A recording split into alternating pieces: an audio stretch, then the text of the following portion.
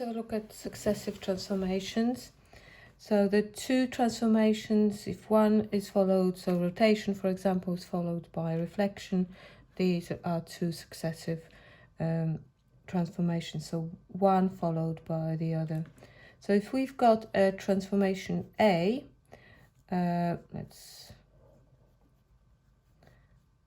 transformation A, normally they call it U and they say they're represented by matrix A, but for the sake of explanation, let's call it transformation A and matrix is going to be A.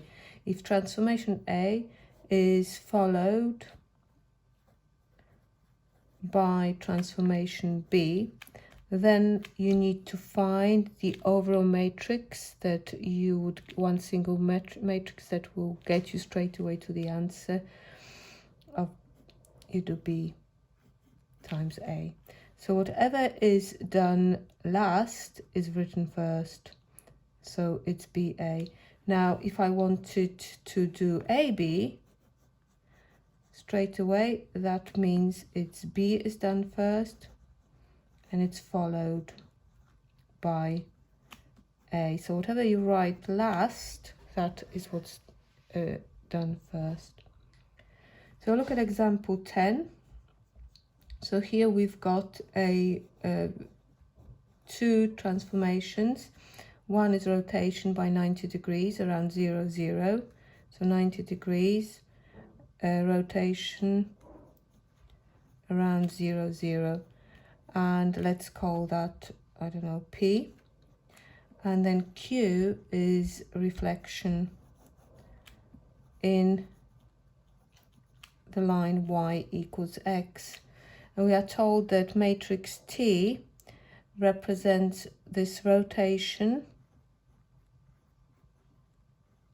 Let's go P, followed by Q.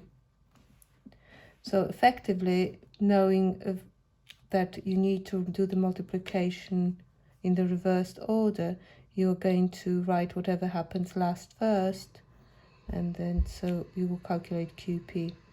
And that's what we need to do. But what is P? Well, P is the rotation that they mentioned around the origin, 90 degrees. So if for P, what are we going to get is, let's consider the image of 1, 0. So we're going to rotate it to 0, 1. And 0, 1 will be rotated to -1, 0. Q is the image, is the reflection in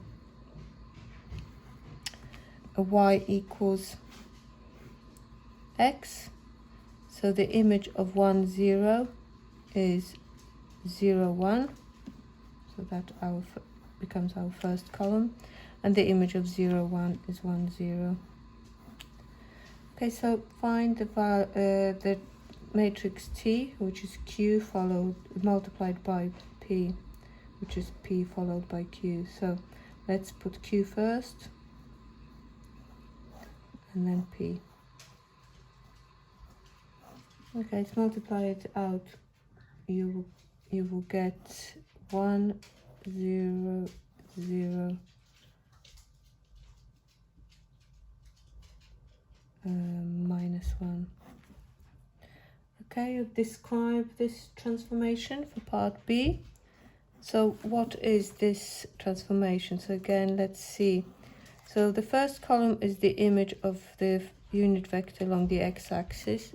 So what's 1, 0 stays the same. So it could be reflection. Let's have a look at the second one. 0, 1 is going to 0, -1. So yes.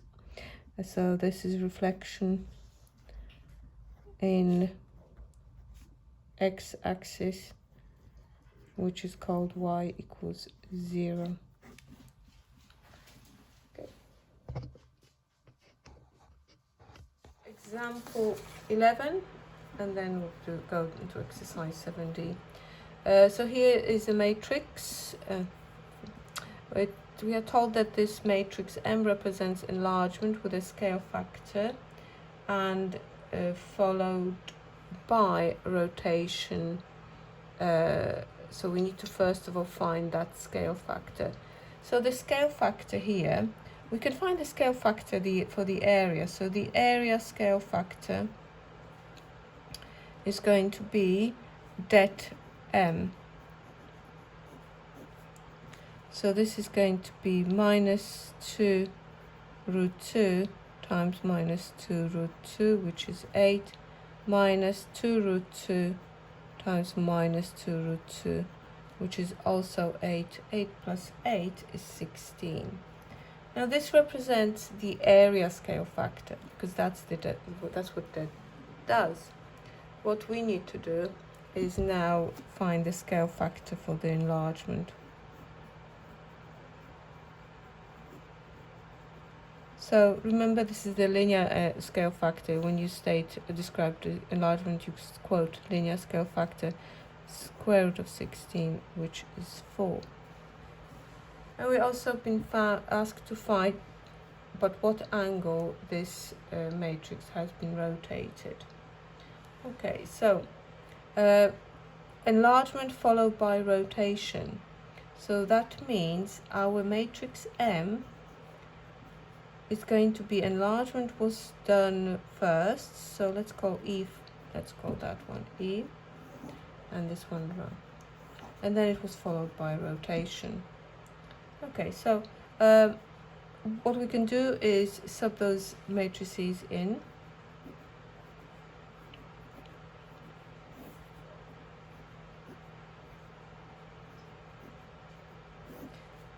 Okay, now what is the rotation? Well, we've learned the general form. It is in the formula booklet of the matrix representing rotation. It's cos theta sine theta minus sine theta cos theta. So we could do that.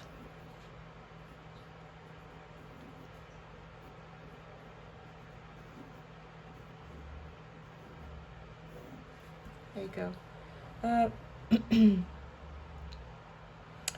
Enlargement scale factor 4 is 4004.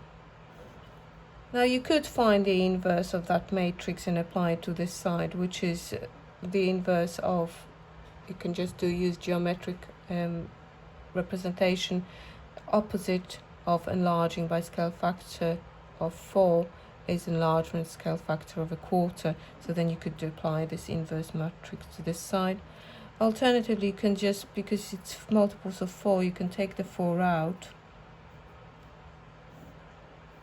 and you've got quite a quick way of dealing with this. I mean, both ways are quick. And here you will be left with 1, 0, 0, 1, which is your identity matrix. So you've got cos theta, sine theta. You can divide this side by 4, or you could just compare the sines and coses on both sides. There you go. So you've got minus 2 root 2 is equal to 4 cos theta.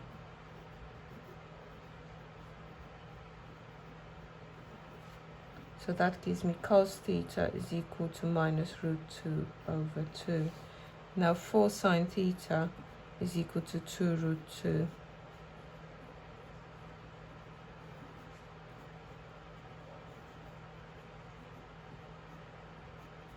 Brilliant. So last step, just find the solutions to those equations and find which ones are, find which solution you obtained from both. So if you do cos the inverse of this equation, you're going to get,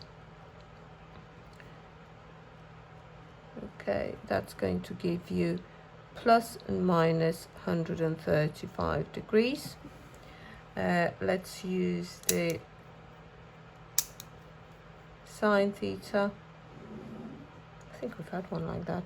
So theta is equal to sine inverse of root 2 over 2. Now sine theta is equal to root 2 over 45 and 135 degrees. So the common one is 135, so theta is equal to 135 degrees. So it was rotation anti-clockwise around the origin by the angle of 135 degrees. Exercise 7D.